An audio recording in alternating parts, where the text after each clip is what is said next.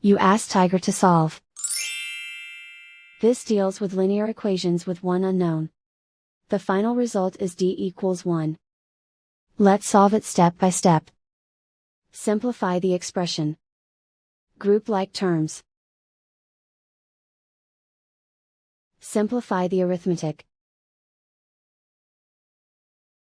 Group all constants on the right side of the equation. Subtract 3 from both sides.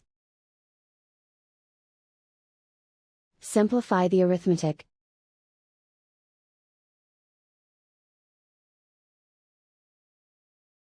Isolate the d. Divide both sides by 2. Simplify the fraction.